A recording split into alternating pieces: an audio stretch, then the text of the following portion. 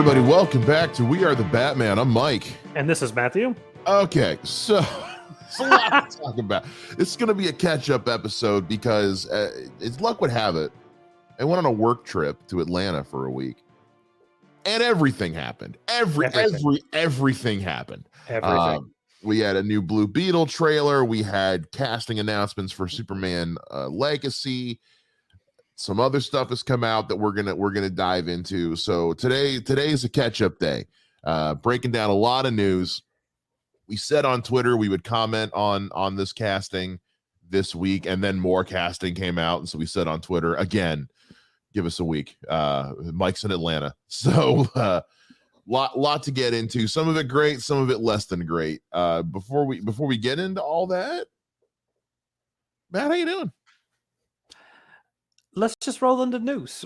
Okay, all right. Yeah. So I mean, to start things off, and you've got the list in front of you. I think we're gonna cover the SAG stuff first to kind of get that out of the way and do the business. Why don't you tell the folks at home a little bit about what we're dealing with here with the SAG strike?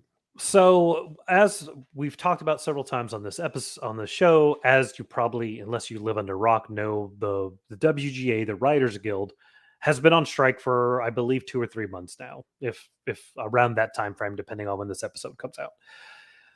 And when that really started happening and realizing there wasn't going to be any traction, the SAG, Screen Actors Guild, decided they would strike as well because they have a lot of the same concerns.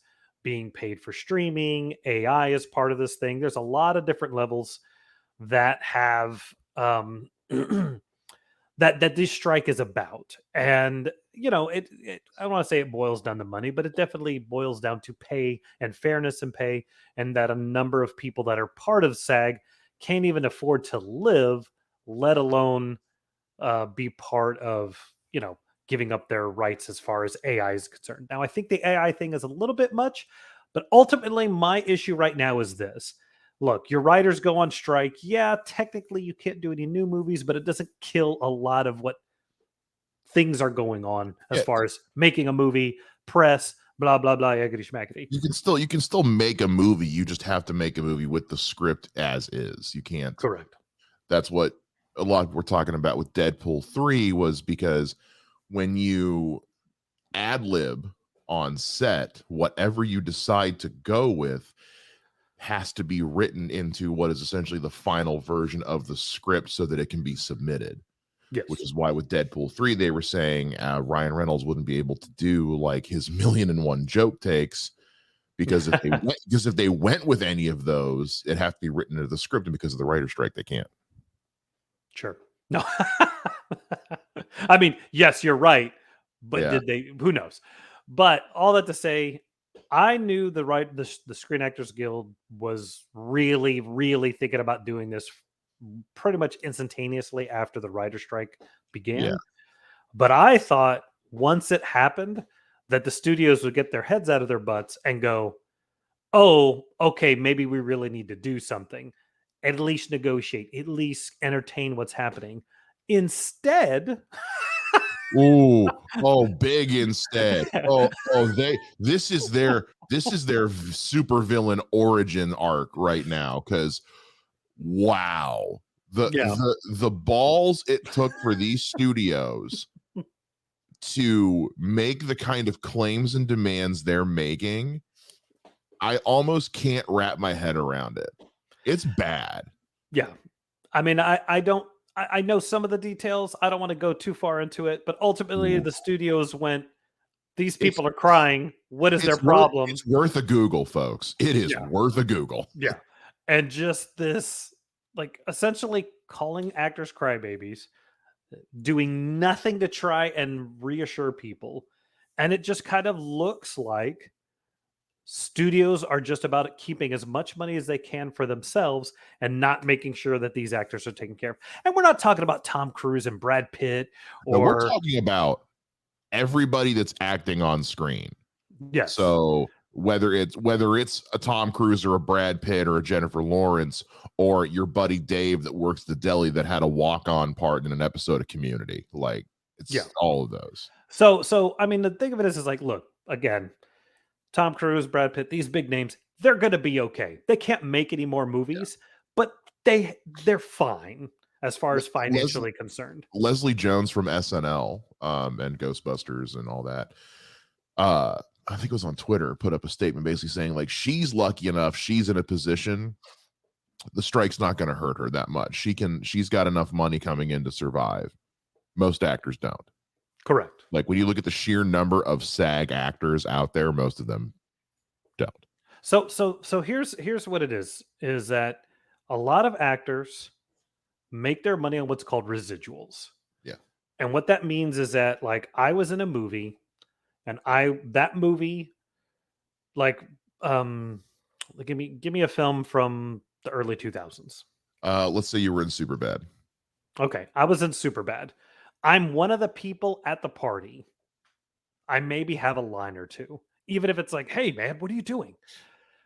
Now every time that movie plays on television, I am sent a residual check.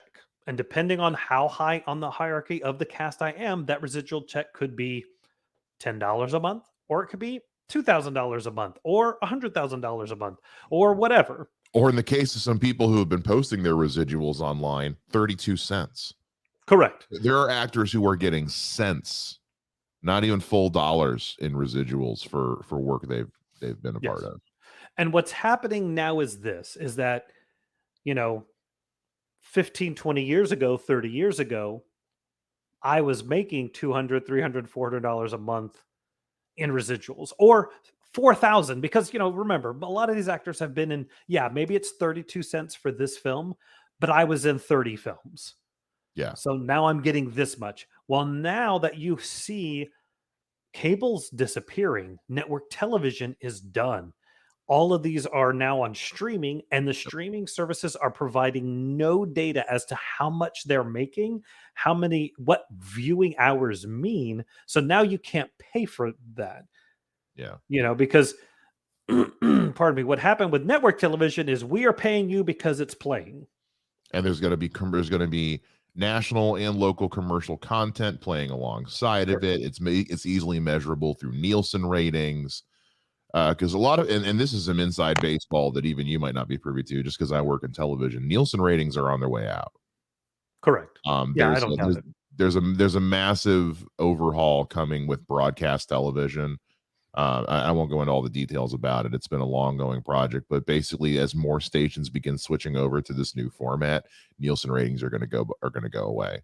Because honestly, Nielsen ratings mean next to nothing anymore anyway. Yeah. So what's happening now is because you can't report how much money is being made by a thing or how things are being watched, these people are losing out on residual pay.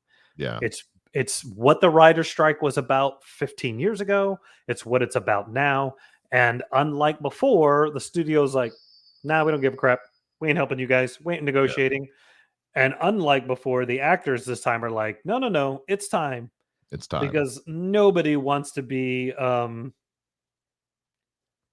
nobody wants to be a scab. Nobody wants to we're at a point in time where people are tired of, when it comes to the entertainment industry, saying, that's just the way it is. Because for decades, we've always just said, well, that's just how the entertainment industry is. And I think people are just kind of fed up at this point. They're tired of that excuse. It's interesting because, we were talking about this before we started, is there are certain things that independent filmmakers can do to continue to produce films during a strike. They have to simply make them in such a way that that SAG will sign off on it, saying it's okay to make this during the strike, as long as you provide X, Y, and Z to our actors. And A24 has already had like 30 something films approved. Yeah. And so to me, that is such a middle finger to these studios of saying, see, it's that easy. That A24, well, granted, A24 has been putting out some highly successful films in recent years. They're still an independent studio that, their movies don't make blockbuster levels of money. They make their money back and then enough to make the next movie. And so for a small studio like A24 to be like, yeah, we got you, we're good. Yeah. to me, it makes me look at the big studios and go, see, it's not that hard. It's not that hard, guys. It's really not that hard. And the AI thing is absolutely insane to me. Well, I won't go into all the details of the AI thing, but basically the studios, because this is what led to the writer's strike as well, is the studios are getting a little too into AI and it's putting people's jobs at stake. And that's not okay. Let's not do that. Please and thank you. Would greatly appreciate it if we didn't do that. AI is terrifying. You know, it's one thing to use it to help you, you know, work on a research paper, but it's another thing to use it to write a script, or in the case of SAG-AFTRA, scan actors' likenesses.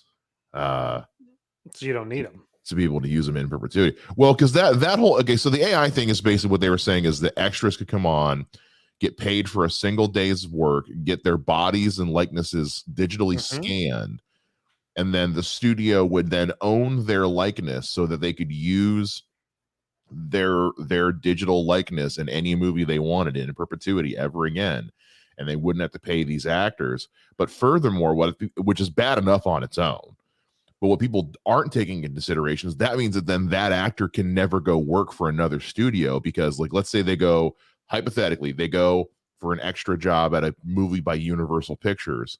Well, now Universal Pictures owns their likeness, so they cannot now then go make a movie for Paramount because Universal owns their likeness. They can only appear in Universal movies, and since Universal has their digital stuff scanned, they never need to pay to use the actor. Yeah, which is fucked up on so many levels. It's so wrong. Like, that's one of those, when I heard that, I was like, there's no way that's real. And then you read the documents that came out from the strike, and you're like, oh no, they weren't kidding. That was what they wanted to do. It's sneaky ways they're trying to find ways around paying people. Like in the case of Paramount Plus, they recently canceled Star Trek Prodigy, which was this animated Star Trek children's show. It was pretty good, actually. They canceled it and then pulled it from the app altogether. So now you can't even go back and rewatch it, which means now the writers of that show aren't going to get paid anymore because it's no longer going to be able to be streamed again. So the residuals are going to dry up in months. And hard media is dead ish. Yeah.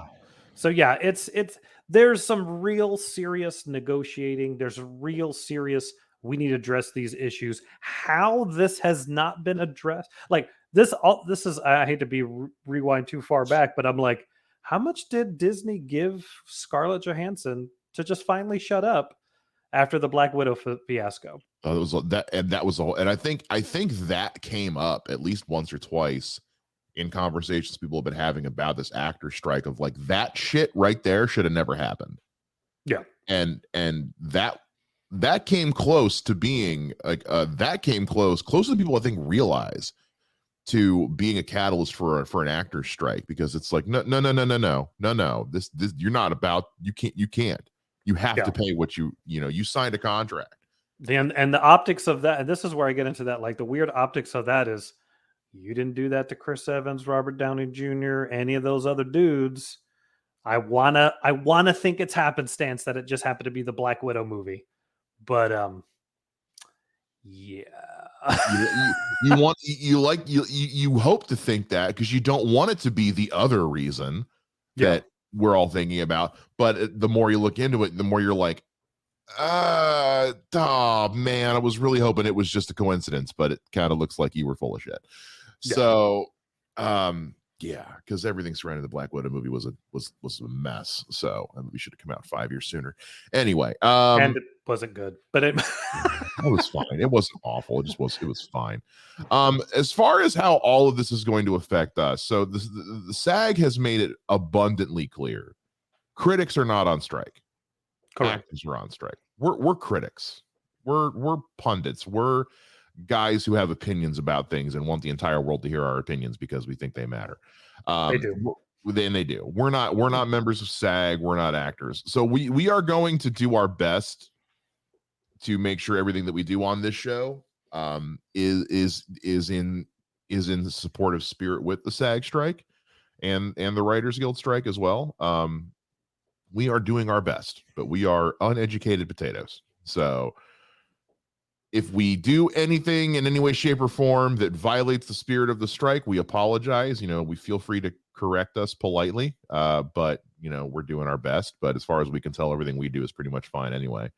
Yeah. We're not promoting. I mean, God, we spend more time going back and looking at old stuff than we do talking about new stuff. So, Yeah. And um, the other thing I would add is I am not a SAG member or a Writers Guild member, and if I ever discuss writing projects, they're comic books. So yeah, don't come at me thinking that I'm making movies. any projects Matthew or I have worked on, we've worked on a bunch, but they've all been independent. Nothing has been studio. Every film I've worked on has been independent, usually produced by me. Yeah. Any writing I've done has been on personal projects or independent projects, never for anything studio related. We just love Batman, guys. That's all we're here to do. We just really like Batman. So Yeah. I think that's the important stuff as far as the SAG strike goes. That's all I'm gonna say. That's all I've got on it. So that's the whole thing. Well, what do you got? well, Speaking of SAG and speaking of things SAG, that got nailed and have not they've been told they have to stop filming.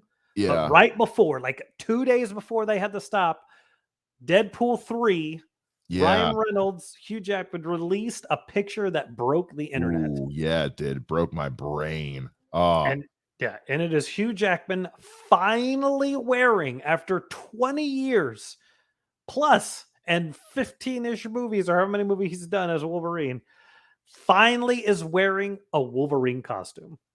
yeah. It's I was curious to see if they were going to try to, because we get a little tiny glimpse of a yellow suit at the end of the Wolverine. I was curious how much of that this was going to be, or if it was just going to be. Then they're going full 90s. I mean, it's not even a contest. I mean, it's the 90s cartoon animated suit. It's based off the yellow and blue, his original suit, and the suit that he kind of has drifted in and out of. And then, of course, it's the MCU, so it's all the MCU tropes of their costumes. It looks fantastic. It's Hugh Jackman. It's just one of those times of like, finally. Yeah, Finally. it's about time. And because that was the biggest, like, dude, I get it, the first like 2 or 3 X-Men movies. But there got to a point where I was like, we're here now, guys. Like the fact that he was not wearing a suit like this in Days of Future Past. Yeah. Like it was already, the MCU is in full swing. Everything else is in full swing. They should have been wearing the colorful costumes. And I understand, especially the way Fox was, the idea of like having that degree of separation and being worried about it looking too cartoony, that kind of thing. Because yeah, there are some superhero costumes that look great in an animated show, but you try to do them live action and absolutely freaking not a chance in hell. I know Elizabeth Olsen thought that her Scarlet Witch costume was really uncomfortable. And I'm like, yeah, but imagine if they went with a comic accurate one, you'd feel a lot weirder. Which is why they use it as a Halloween costume in WandaVision. Yeah, the suit looks super good. What was great to me was this was coming out because at the time there was a lot of objectively good Photoshop circulating the internet of fake set photos of what people thought, like artist interpretations of what the yellow suit would look like in a live action movie. And a lot of these Photoshops were very good, and people were starting to question whether or not they were real. So an image from the actual set got quote unquote leaked. Look, when it comes to a Deadpool movie and someone says, "Oh, this got leaked," bullshit. Ryan Reynolds posted it somewhere. There's no way that leak was on accident. Because then within hours of that happening, he posted like an HD version of that exact photo, and some more set photos will come out. The suit looks great. The suit looks incredible. Yeah, I even like Deadpool's new suit. Like, it's not even that different, but different enough for like, yeah, that's an MCU version of Deadpool suit. It's the color scheme. They just, the colors are brighter and bolder, and they pop a lot more. That's how MCU Marvel does everything, is bright and colorful. To varying degrees of success. And but I think it looks great, and it's awesome that this movie's getting made, or at least was until about a week ago. Uh, now that the strike's going on, everything is screeched to a halt, almost everything. So, Yeah. but the suit looks awesome, and yeah, you talk about breaking the internet. Eat your heart out, Kim Kardashian. That's how you break the internet. Yep. All right. Speaking of movies going forward, movies that are going to come out because they've been done for a while. We got a second trailer for Blue Beetle. Yeah, we did. And Yeah, wow. we did. Wow. Oh, this movie looks so good. It looks like it's going to be really good. I'm really crossing my fingers it's going to be good. DC, we need like 4 wins for everybody to be happy about DC again. We need a big win because I mean, I know the Flash has a big old asterisk next to it, like that. Everything about the Flash is a big old asterisk next to it, but when you look at Shazam, Fury of the Gods, Black Adam, I mean, they need a home run. They don't even need a win; they need a home run. Yeah, they do. Now, Blue Beetle, James Gunn has said that Blue Beetle is part of his DCU, which gives me faith. This trailer rules. I don't know which trailer I like better, this one or the first one. They're both excellent trailers. Blue Beetle looks like a blast. I hope it's a huge hit. I really want this to be a huge hit. I just want it to be a win. You know, I think you've got the advantage of nothing about this film has anything to do with Snyder or any of the previous DC things. Yeah, it is this the like even Flash was like, as we said, Flash was hard stop. Yeah. Everything before this, forget it. Just we're moving on. There's some freedom there, and I like that. There's a weight off the shoulders almost of like, I don't need to try and figure out how this fits in with the Snyderverse anymore. I can just take and absorb this as a new thing. Yeah. Plus, with a character like Blue Beetle that most people have no concept of who he is or what he is, you kind of have the Guardians of the Galaxy thing where it's like, we don't know what this is. We don't know what this is going to be about. We don't know how this is going to work, but let's go. And I think this is hopefully steering back in the right direction. And I like, this is where I get into that weird, you know, how long has James Gunn really been working on stuff? It's a good question. I'm wondering how much he had to do with this, because with Blue Beetle. Because look, I always say I think this whole plan, everything he's been doing, I think he got outed that it was happening, and that's why he got ahead of the curve, because he's very, very good about that.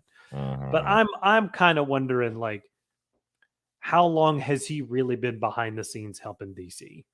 I mean, because you got to think about, like, he's 2-3 years in to working with DC between the Suicide Squad and Peacemaker.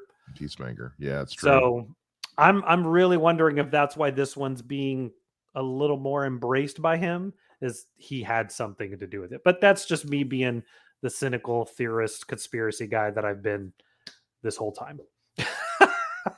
It is interesting, because that is one thing that even in that Michael Rosenbaum interview, he didn't really give any inclination to the timeline as how long he's been working on stuff. Yeah. So I would be willing to safely place the bet that if we got his, whatever day it was confirmed that he was taking over DC, I would say, let's say 3 months before that, conservatively, is probably when he started actually, like, when they were told, hey, you're going to be doing this, start doing your homework. For that thing, yes, but I think he's been there that whole time. Like, I 100% believe Black Adam sucked. Bring out James Gunn. That's kind of what I'm thinking. Is like, I'm thinking like pretty much once Black Adam nosedived is where they were like, okay, all right. I almost wonder if they had told James Gunn to have 2 plans. It's possible. Like, I think that's here's the plan. Here's the plan for if Black Adam is a huge hit. Here's the plan for if it swan dives and we just got to start over. I mean, I want to believe that, but I don't know if DC has ever had any kind of foresight of anything. So we'll see. Who the hell knows, But man? all that to say, this looks fantastic. Blue Beetle looks great. I'm Blue excited Beetle about looks it. so good. Like Th- just I can't get over how good that suit looks.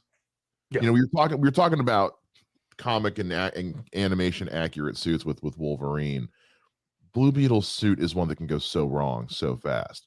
I cannot believe how good that suit looks in these trailers. Yeah. And the transformation process looks painful, but like not gruesome. Yeah. Um this movie looks like, the look of this movie is stellar. I never thought I would see the day where I was excited, not just looking forward to, excited for a Blue Beetle movie. All right, so what's next on the list, Matt? This thing that caught both of us off guard that we're gonna say because it's not Batman. We had no idea this was coming. Not a clue. Not a clue. And this was not a blip on my radar. Nope. The stealthy show that is amazing that is Ooh. called My Adventures with Superman. This show has no business being this good. This like how dare you? How dare you, show? How dare you be this good and entertaining? How dare you find a fresh interpretation of Superman? Yeah. What a different take that I never saw coming, that I am enjoying every second of. It was one of those, like, I saw a GIF and I was like, that's interesting. What's that from? Mm-hmm. I didn't know. And then someone on Twitter, I think, said something like, this show is great. And I'm like, what show? So then I went to HBO Max and it's like on the first page, My Adventures of Superman. And I'm like, kids, come on, let's check Yep. this out. And I think I told you, like, text you, like, dude, where did this come from? I'm about to check it out. I was like, I have no idea what you're talking about. And like, I think That. I was 2 minutes in and I'm like, I'm already here. Oh, it takes no time. This show takes no time to win me over. And I am on the record as not the biggest Superman fan. This show rules. It's like, this is where what this kind of reminds me of, and not that it's the same thing, but it's did you ever watch Ultimate Spider-Man? Oh, yeah. The whole, like, let's take this thing and just kind of slant it a little for modern, Yeah. but give you everything that is great about the character. Oh, yeah. Well, So and we are taking our time with Superman's origin in this one. Like, he is becoming, it's kind of doing what Smallville did, where it's like he is learning about his powers on the fly. Yeah. And there is something interesting about that, to where, because a lot of times you get these Superman things and it's like, here's a little bit of him in Smallville, and in the next shot it's 5 years later and he's Superman. Yeah. Like, nah, give me the journey, man. I rewatched Batman Begins the other day because we had been talking about it, and I was like, I haven't watched that in forever, and I was like, man, this movie still slaps. But you know what slaps about it is because he's not Batman till the last 30 minutes. Yeah.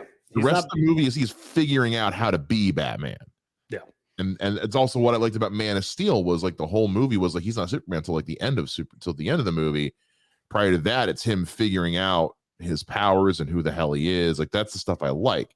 And not listening to his horrible advice from his human dad. His human dad. Oh man, I love that movie, but oof. Should I have let them die? Maybe. I'm sorry. What? But my Adventures with Superman is fantastic. And I am not an anime fan, like, by any stretch of the imagination. And this is definitely an anime style show. I mean, everything about it is like your classic 90s anime, even the end credits. And the animation style especially, and the fact that they give him a Sailor Moon transformation in the first episode, and it's the best thing ever. Oh, it's so good. No, it was the second. The second episode in the first one. They give him a Superman transformation, or a Sailor Moon transformation. I'm like, you know what? Hell yeah, I'm into it. I don't care if it's dumb. I'm so into it. And I think this is where, like, I think we talked about it in one of the episodes. Did our Teen Titans episode already come out? I have pushed that back for the time being. It was supposed to come out this week. Guys, we record episodes in advance and we know we're going to be busy. So we have a Teen Titans episode coming up in a little bit. Yeah. But I think too often these shows take themselves too seriously. Yeah. And I think this show is perfect. It's got enough heart that I'm like almost crying a couple times. It's got enough action that you're excited. The pacing is there, the acting is there. Making them interns and Lois Lane is an intern ahead of them is perfect and makes all the sense. Yeah, Um, that's you good. know, That's very uh, good. and they also like, I'll get into this because I'm the guy. Like, look, I'm not always the biggest fan of inserting other lifestyles, but I think they do a good job of like, look, it's obvious Jimmy Olsen Mhm. is at least bi. Let's say that. Yeah, he is not a straight man. But it's not like Netflix. He'd already been making out with somebody or Well, talking it's about another dude or so like, and I think like this is perfect. This is what I do the whole like, I like when you give a child that's watching this awareness of what the world is without like shoving it down their throat. well, what it comes down to with that kind of thing when you're dealing with like sexuality and gender identity and all that in these programs is a lot of shows make that particular character trait a character's entire personality. Yes. Where it's like if this character is gay or bisexual or trans or whatever they are, anything that's not a straight guy, they don't know how to write it, so they make that their entire personality. Yeah. Like it's like, what is this guy's favorite food? Whatever gay people, whatever the stereotype is for gay people. What is this person's favorite music? Whatever the stereotype is for gay people. Like there's nothing about them other than just the fact that they're gay. So the fact that so whenever a show or a movie takes the time to write a good character that also just happens to be, because people who are gay or bi or trans or any of that, they're whole people. There's more to them than just than just Exactly. their sexuality and their romantic life. They have whole characters. They have in real life, people are people. And so it kind of goes to the George R. R. Martin thing when people asked him about how he does such a good job of writing women in his books. He's like, I write women like they're people. They're just people. Yeah.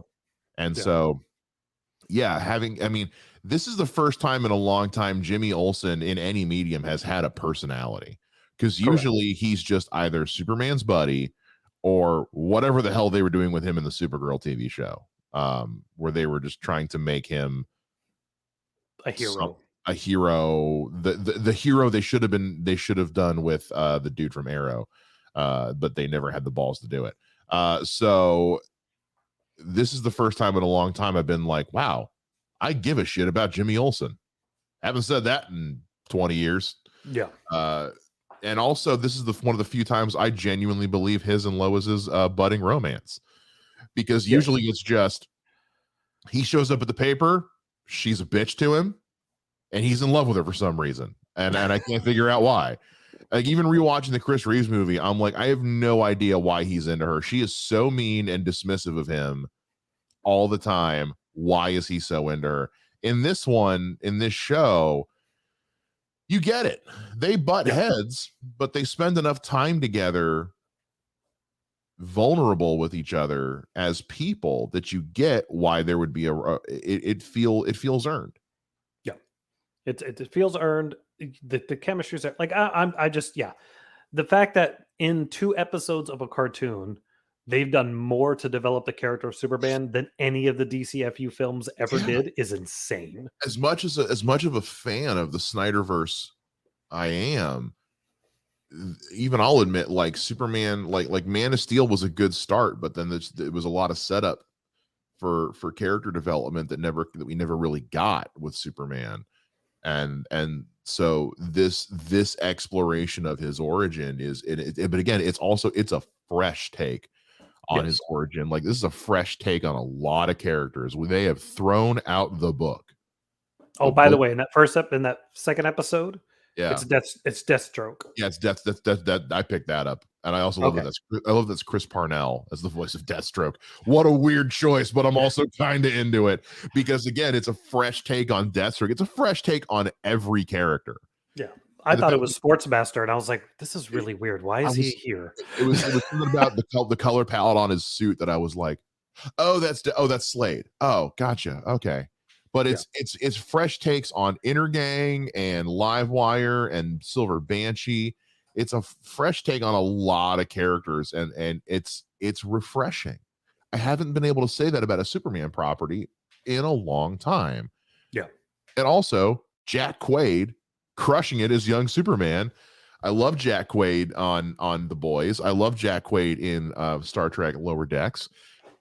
Voice acting as Superman. I'm loving it. I'm having a great time. And would have never been on my radar. Not even a little bit. Not even close. If someone said pick a voice actor for Superman, I never would have said Jack Quaid. Yeah. And it's a bummer because I love Jack Quaid. But Yeah. given what they're going for with this interpretation, Jack Quaid makes a ton of sense. And there's nothing. I'm not mad at it. Not a little bit. So when the season's over, which we don't even know how many episodes are in Not the a clue. season, we will do a season review. Yeah. We will get even more deep into this, but we just wanted to say this show is awesome. Show rules. Go watch it. It is. Yeah. It's such a cool thing. Like Moon Girl last year caught me off guard.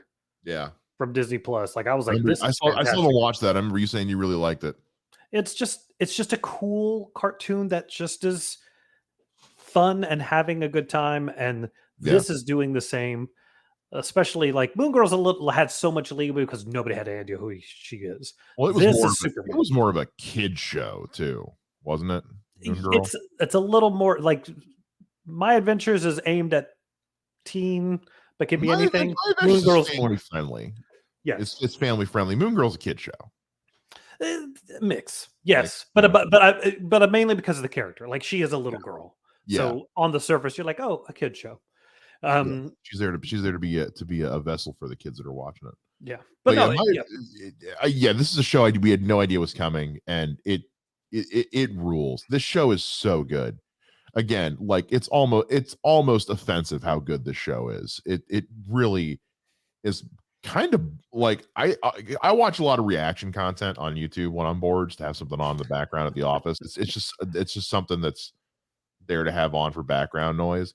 And I cannot tell you how many of the channels I watch that their fan bases are blowing up their comments like, you guys need to do reactions to My Adventures of Superman. This show rules. Yeah. Definitely. It's so good. All right. Speaking of Superman, there we go. Speaking of Superman and new takes on Superman, and speaking of James Gunn, everything's funneling into this last big bit. This is a big bit of news.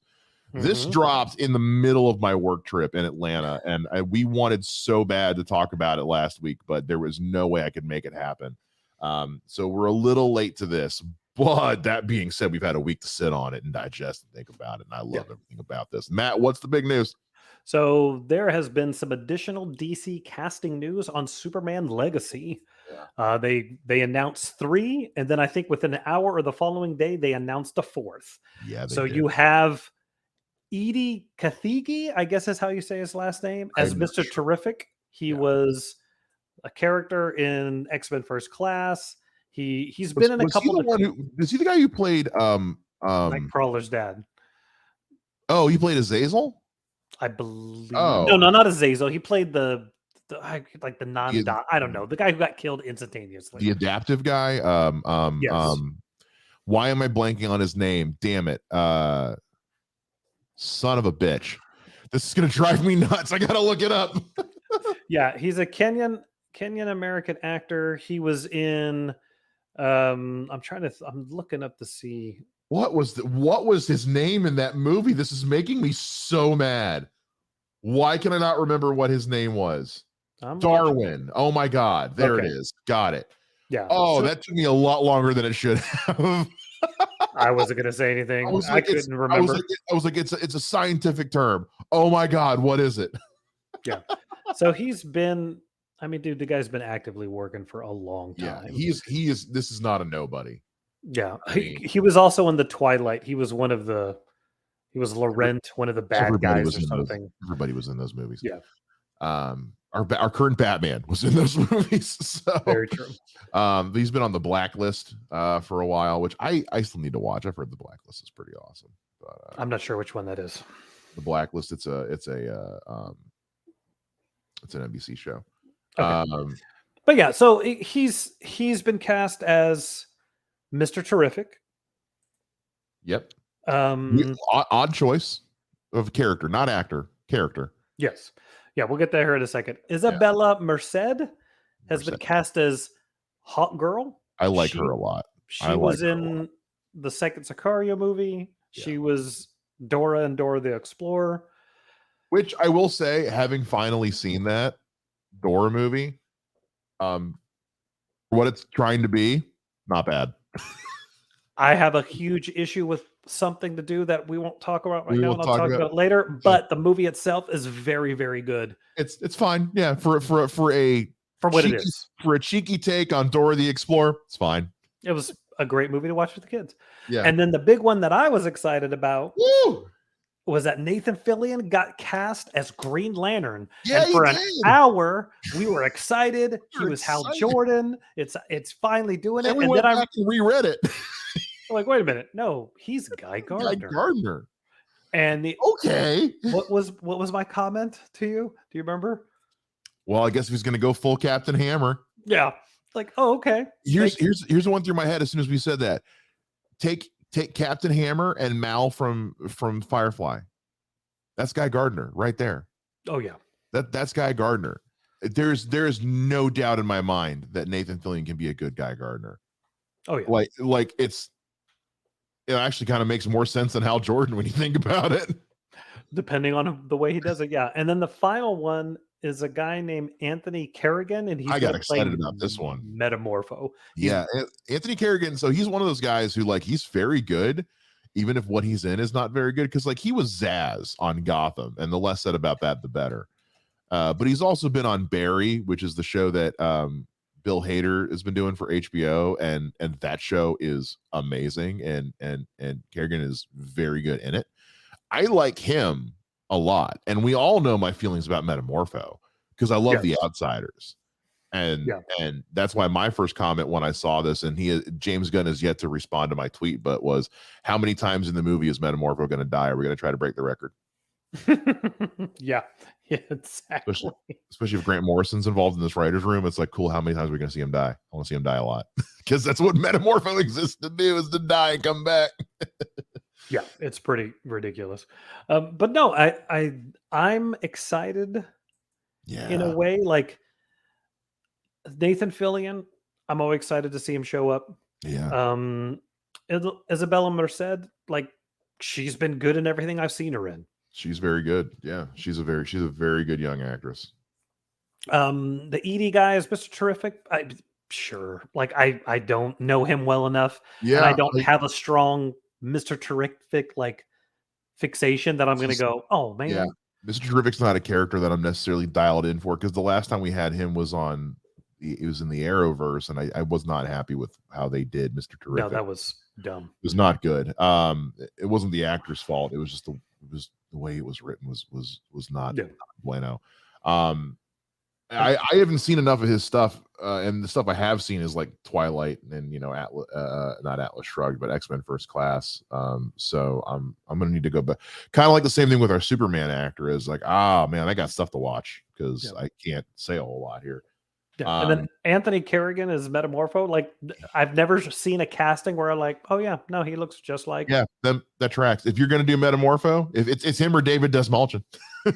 Yeah. And I like David Desmalchin, and he dies in the Suicide Squad, but you talk about a guy who's been in and around DC a lot, is David Desmalchin, but Anthony Kerrigan as Metamorpho is, if you're gonna do Metamorpho, yeah. Let me ask you this, or you can tell me to go first with this one. Okay. Obviously, nothing wrong. Excited about all this casting. Great casting. What do you think this means for the movie? I have no idea. Because to me, this says a lot about. Here's what I'll say. I think we're going to be going into James Gunn's DCU in a universe where a lot of these characters, we're just going to have to accept the fact they already exist. Correct. I don't think this is going to be an MCU situation where we're getting a billion origin stories. I think we're going to be going into a DC cinematic universe where a lot of these characters have just existed for a while. Get over it. You know, I mean, obviously, you know, we know the Batman movie, Batman Brave and the Bold, is going to be Batman with Damian Wayne, and that so obviously he's been around a bit. We know that Superman's already Superman in Superman Legacy, so this is not going to be a bunch of origin stories. This is going to be a lot of world building. I think we're going to see a ton of world building, but I don't think it's going to be like, we're not going to see the beginnings of these characters. Like, we're going to see Guy Gardner show up and he's going to have been a Green Lantern for a bit. Yeah. My thing is this is, you know, where I'll kind of go on this, like, because I've seen a couple of other people go like, oh, it's too many characters, why are they there, blah blah blah. I have two thoughts on that. Number one, the big thing that I think that I like that James gonna announce back when he did his slate in end of January is like, whoever is already, yeah, it's like whoever we cast as these characters, play these characters across all media. Mm-hmm. So that TV, means film, video games, cartoons, animation, TVs, video games, the whole nine. So to me, even if I bet you they're not going to be as big a part of this movie as we think they are, but these characters are somewhere else. There's no way in hell. There's no way in hell Nathan Fillion doesn't show up in the Lanterns show, because we know that's coming. We know a Jon Stewart, Hal Jordan Lanterns show is coming to Max. The True Detective Space Cop show is coming. There's no way in hell Nathan Fillion doesn't make an appearance in that show. Well, see, I'm even thinking like this is the thing. Like, number one, when I look at these characters that I'm aware of, none of these characters have ever been on a team together. No. They've been on the same team name, but never as a group like this. Yeah. Number two is, again, across all media, film, TV, videos, and cartoons. Mm-hmm. We 100% know Creature Commandos is in the middle of recording right now. Oh yeah, that's been confirmed. So I'm leaning into the fact they're in it. It could be. Well, also, you know, it was confirmed last month that they're anticipating introduction of characters from the Authority, because it's the next movie slated after Superman. Yep. And we know that James Gunn is all in on the Authority, so I wouldn't be surprised if we see some of that. Plus, also, you got to remember, having these characters in doesn't mean they have a big part in the movie. They can have one scene. I mean, well, and that's what I'm saying is like he's casting these people because there's other things going on that they're going to show up in. You know, who says Mr. Terrific doesn't show up in the Waller show? Yeah, that all these people aren't in Creature Commandos or whatever. I can 1,000% see Mr. Terrific being a what's Waller's organization's name? I don't know if it has an organization. They're not giving it a name yet. Okay, well, it's called Task Force X. I could 1,000% see him being like one of her guys or something. I mean, there's a lot you can do with Mr. Terrific. I would have thought they would have gone Martian Manhunter personally, but I don't know what the plan is. So. Yeah. Well, and this is, you know, I could totally see Edie Gatheri playing Martian Manhunter. Yeah. Well, I think, there's no telling. It depends on what they're doing, and I think it'll be interesting to see. But I think that's what I keep leaning towards is, even if this is a Superman origin, it's not a DC Universe origin. It's obvious if these are the characters that are going to be in the movie that there have been superheroes a while in this world. Yeah. If we have a Guy Gardner Green Lantern. Yeah. Which honestly, if you're trying to set yourself apart from the MCU, which MCU has been doing origin stories left and right. I mean, Shang-Chi, Iron Man, Thor, and they're all great. You know, Black Panther, and they're all great. One way to set yourself apart is to say, screw the origin stories. This is the world we live in. These heroes exist. More of them are coming. But we've already seen that in the Blue Beetle trailer. He makes the comment about Batman. Batman exists. So it's an interesting way of it's a way to world build and save yourself some time. And you know, we don't need a Superman origin story. We've had it a lot. We have it right now with My Adventures with Superman. We had it with Man of Steel. People know Superman's origin, so there's no need to make another origin movie. So you can have Superman take place at a point in time where, yeah, other heroes exist because he's been around for a minute. Or I like that idea. you can tell me the first adventures of Superman without starting with Smallville. Yeah, because you can go back to that anytime you want. You can I'll give you an example, and I know people are big fans about the movie, but the Flash. We never had the Flash's origin in the old guard of the DCEU. With the movie, because Barry time travels back to the day that he got his powers, we kind of got to see his origin because the younger version of Barry went through all the same shit the older version did. Yeah. And was all like, oh man, I did this and did that. And old Barry is like, yeah, I know I did that all the same day I got my powers too. So it was like getting to see his origin from an outside perspective. So Correct. there's other creative ways you can give a character's origin without having to dedicate an entire movie to their origin story. And I think we've had that with Man of Steel. We had that with the original Dick Donner. We had that with 10 seasons of Smallville. Like let's not do that again. We don't need the pearls. We don't need the Fortress of Solitude. We don't need Krypton exploding.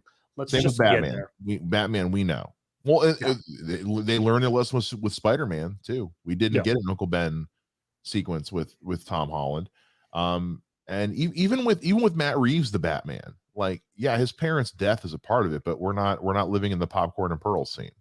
Yeah. We all know it. So if it's a character that nobody knows, like Blue Beetle, give me the origin. Give me the origin on Blue Beetle. Batman, Superman, Green Lantern, don't need it. I'm good. Yeah. I'm good. Or a montage at the beginning, and then we can move forward. Like, actually, here's what I will say. So the Incredible Hulk with Edward Norton, people have wondered if it's a sequel to the 2003 Hulk or a reboot. Technically, it's a reboot. It's technically not a sequel to 2003's Hulk. They give you so much backstory during the opening credits of the Incredible Hulk with Edward Norton. Yeah, because you get all the like file footage of the security cameras and all that of the accident happening during the credits of the Incredible Hulk. Yeah. So there are ways to do origins without having to dedicate like movie time to it. Oh, but there's a movie. This is a bit of a tangent, but there's a movie called The Perfect Weapon, one of my favorite martial arts movies when I was a kid, and still kind of today. And they do this great job of telling his origin in 10 minutes. And it's very organic because he like doesn't live in the same city. Something happens, he has to go back home. Mm-hmm. And as he's driving home, he starts seeing things that cause flashbacks, and you get his origin in this 10-minute thing of like, how did he get into martial arts? How did he get this? Why did he get in trouble? What happened? Where did he go? And it's like that, like when we talk about like Nightwing, I'm like, that's perfect. You have Nightwing driving into Gotham, seeing buildings. Oh, that's when Two-Face and I had to fight, or seeing the school, or seeing it. And you got, within 10 minutes, you have everything you need to know this is where we're going. You could do that easily with Superman. I mean, to throw it back to the Incredible Hulk again, even without the stuff in the credits, when Ross is telling Blonsky about the Super Soldier Project, and he's like, well, how did Banner become this? Well, there's a Super Soldier Project in the 40s. We tried to recreate it. Banner was part of the team. Did things with radiation, turned him into that. Boom, got it in a sentence. Good. Yeah. So, and that's kind of the beauty of DC, is because of the way everything is laid out. There's a lot of wiggle room. You can set something up to pay off later, but it gives a lot of like Black Panther. We never got like a Black Panther origin story. He gets introduced in Civil War. There's a couple scenes with him and his dad that set up, okay, who they are and where they're coming from and what the lineage is. And then he's there. It's not hard. It's not hard to fill in the blanks from there. And when we get to his movie, there's some like flashbacks to him as a kid and all that. But for the most part, it's like, no, here's this character. We'll tell you what you need to know. So when we when we what was it, when we pitched our DC phase ones, I was like, dude, second movie, Justice League. I mean, you're still wrong, but I still remember, like, I still have nightmares about that when you pitched that. I'm like, I wake up in a cold sweat in the middle of the night. I'm like, I can't believe that son of a bitch wanted to do movie 2 Justice League. But I mean, all things aside, I mean, movie 3 for this is going to be The Authority. So, Yeah. but I mean, this casting is all good stuff. And yeah, it does raise a question of, are we getting too many characters? But again, there's no telling what size of a part they're going to have. And I mean, they announced the casting of the Justice League before BVS, and everyone thought they were all going to be in BVS, and they all had Flash, Cyborg, and Aquaman all had like 5 seconds of B-roll screen time. So yeah, the Flash had 2 lines. He didn't even have a line in Justice League. He still had his long ponytail hair, and Flash took a guy out, and that was it. And he had 2 lines in Suicide Squad. And no, he was in BVS. He when Ezra Miller, Bruce Wayne falls asleep, he comes to the machine. Oh, that's right. You are right about him. I hate that. This moment. makes no sense. Nothing makes sense. I like that movie. That scene is stupid. So, but anyway, so yeah, so these could be small parts, a post-credit scene. I mean, especially like Mr. Terrific, there's a lot you can do with that. Metamorpho, there's a lot you can do with that. And I still can't believe we're getting Metamorpho. Because on the plane to Atlanta, I listened back to our episode about teams we want to see, James Gunn, and I remember just listening to us talk about The Outsiders, and I was like, yeah, what Metamorpho, man? Come on. And we're getting it, and I'm so happy. Look, the thing of it is with every comic book film he's done, James Gunn has some deep comic book knowledge. Yeah. That is just now exploding now that he's heading up DC.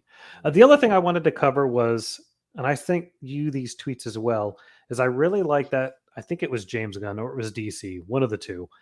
They start tweeting like, "Oh, you like that Nathan Fillion's going to be Guy Gardner Green Lantern? Yeah, read this. Here's a link to all those books.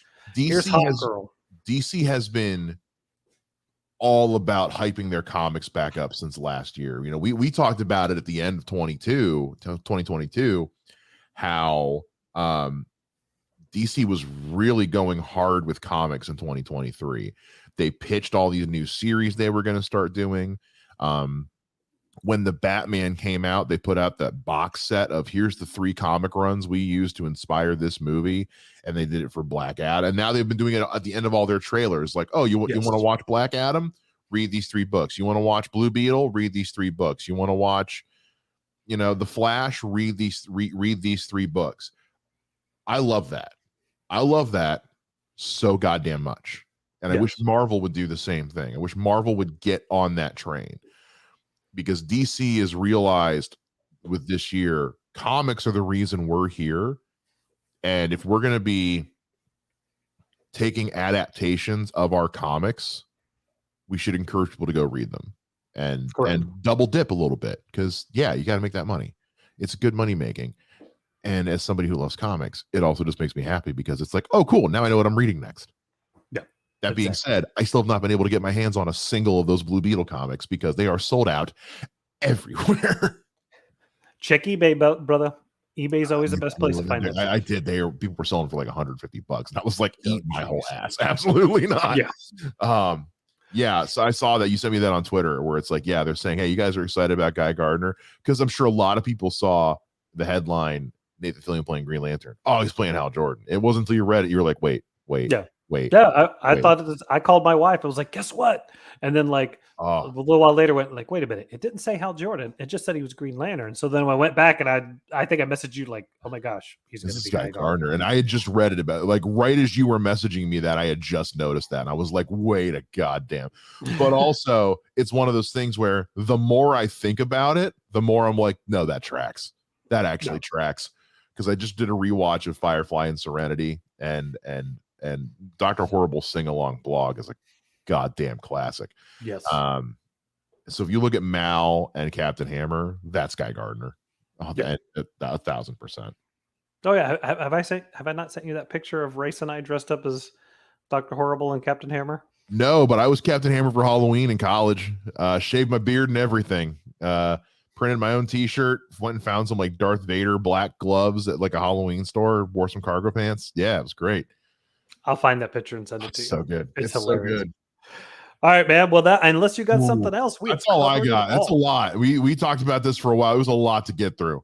Ooh, yeah. We wanted to dedicate a whole week, a whole episode to this because it's a lot, and it's all. I mean, the SAG stuff sucks. Yes. Again, I mean that's really unfortunate that it's come to this, but when you look at what was on the negotiating table, I'm so pro SAG and pro WGA on this. Like the stuff I read made me just upset. My Adventures with Superman is an absolute dynamite show on Max. Please go watch it right now and watch it every week. It's week to week. The first 3 episodes are up already. It's week to week. I'm not sure how long it's going. Maybe 10 probably. I have to look. It's fantastic. The trailer for Blue Beetle, a movie, I can't wait for that. And this casting news is so exciting. The Wolverine suit looks cool. It feels like a good time to be a comic book fan. It feels like a really good time to be a comic book fan. All we can do is sit back and hope that these things that aren't out yet are very good. And I'm looking forward to what's next. So woo, that's a lot of it. Listen, guys, we'd love to know what you think about all of this stuff. So please feel free to reach out and let us know. You can find the show on Twitter at We Are the Batman. You can find me on Twitter at Mr. Mike Shea. Find me on Twitter at Mr. J Ninja. Let us know what you think about all this. That is going to do it for this week's episode of We Are the Batman. We'll see you guys again here next time. Same bat time, same bat podcast channel. Bye-bye.